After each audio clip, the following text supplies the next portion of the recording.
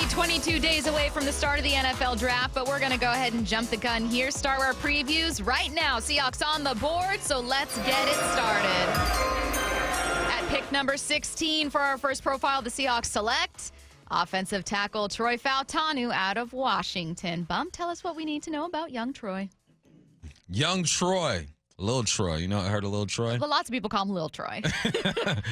Little Troy is not little. Totally his nickname. 6'4", 317 pounds. That 6'4" number and the way that he moves is the reason why he will be tried out at guard on the next level.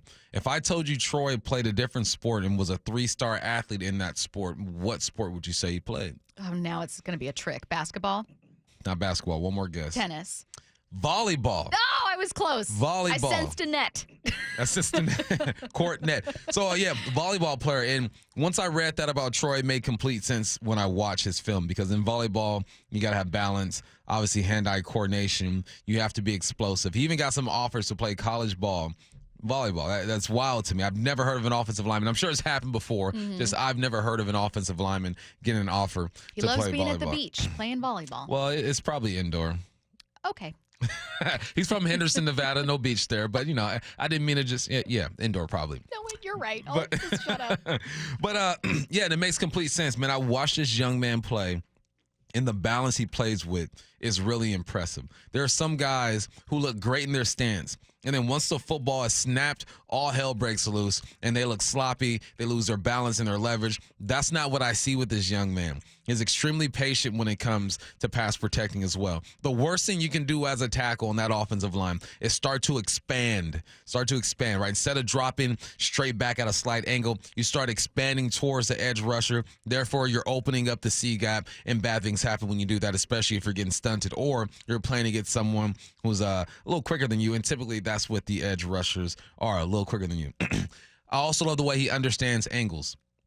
Watched him in the run game when you run your GT counter over there with the university. Watched him. He's on the left side. That's when you pull your guard, you pull your tackle, your center down blocks, backside guard down blocks, and then that tackle gets up to that second level. The guard that's in front is looking to kick out that edge right there. And now Troy, his job is to get to that second level, right, to the play side linebacker. But we say it in football, you don't pass up a jersey. If somebody's leaking, somebody's loose, you do not pass it up. But when he does make that counter move, he's nice and tight to the line of scrimmage, great balance, good feet, doesn't pass up a jersey. And once he has his guy inside, he takes the proper angle. There's a way to jack this thing up. If you go too wide, he goes over the top. You go too narrow, he goes underneath. He does a great job understanding that and then breaking down once he gets to the player. A lot of times, these guards are just there to cause havoc and make guys run around him or just get a body on a body. He's not just running to do that. He's running to get his hands inside, body on body, seal the block, and let his running back get active. I watched some of his practice reps last year and some of his reps at the Senior Bowl, and this man was in complete control of the situation. Now, granted, guys are going to get beat. It happens on every single level, but it was rare that I saw him get beat. His agility is what made me believe before I found out he played volleyball. I looked at the way he moved, and I go, he was a running back in the day. I'm sure he played basketball. He does not move like your traditional tackle. That's why he will be moved to guard, especially because he's 6'4", 317. The way that he moves is not like your typical offensive lineman. Every now and then I played with a guy back in college. His last name was Powell. He was a quarterback in high school, played defensive line for us at Washington State, but was the best hooper I've seen for a guy his size. That's the type of offensive lineman you are getting. A guy who maybe was big growing up, but wasn't always as wide growing up. Therefore, he was capable of playing a whole bunch of other positions. Another thing I like about this guy is his hand placement. He understands how to move guys. For example, when he is in that pass rushing situation where he's one-on-one with the edge, all right, he knows that I get my left hand inside, I get my right hand on that shoulder, and I wash that edge over the top so my quarterback can step up in the pocket. If you don't know where to put your hands, you don't understand leverage, you can be in great position, and that defender is going to get money and get after the quarterback. Another thing I like about him is that he's a technician, but it looks fluid. There are some guys that are too much of a technician, and they look stiff. It's like one here, step there, ham there. Looks like they're thinking about it, right? They're not just fluid athletes. I don't see that when I look at Troy. I don't see that. There are times that he's gotten beat.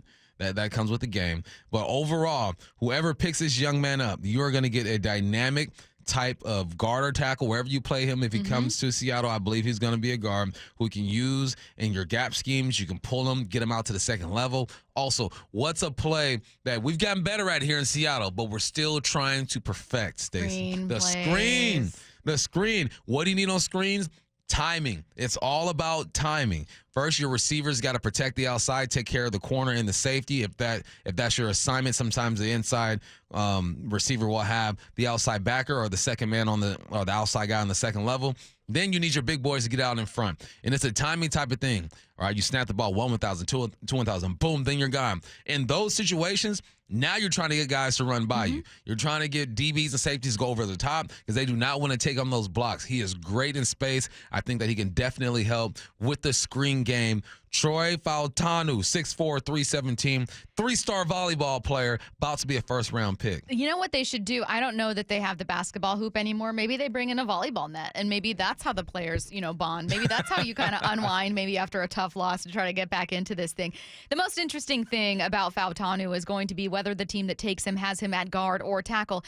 NFL expert Eric Edholm, though, thinks that puts him in an unfair box. He's so clean in his approach. I think he's got really good discipline. I think he's the kind of player who's going to maybe be kind of branded a guard by some people unfairly and say, well, okay, the length isn't ideal and let's move him inside. And he might do that and play really well. I don't think that's a negative, but I'd love to see him get the chance to play outside at some point. Obviously in Seattle, more likely inside than out right now, but just a really darn good offensive lineman. I think you could put him at any of the 5 positions and he'd end up being really good. Is the same thing that makes Fautanu such a catch at number 16, that being his versatility to play anywhere on the line, the same thing that makes him maybe the third best tackle off the board instead of like a very obviously pure offensive tackle like Joe Alt? Yeah, because there are some tackles. There's some offensive linemen who have no other choice but to play tackle.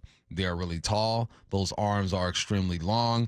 For example, the top-rated tackle in this class is Joe Alt from Notre Dame. He is 6'9", 321 That man might pounds. go 5th overall. Exactly. The next is, I'm going to mess this name up. I'll just do his last name, Fautanu, out of Penn State. He is 6'6", 312 pounds. And then the next tackle we have is J.C. Latham out of Alabama, 6'6", and 342 pounds. So there are some attributes you look at when trying to figure out where guys are going to play.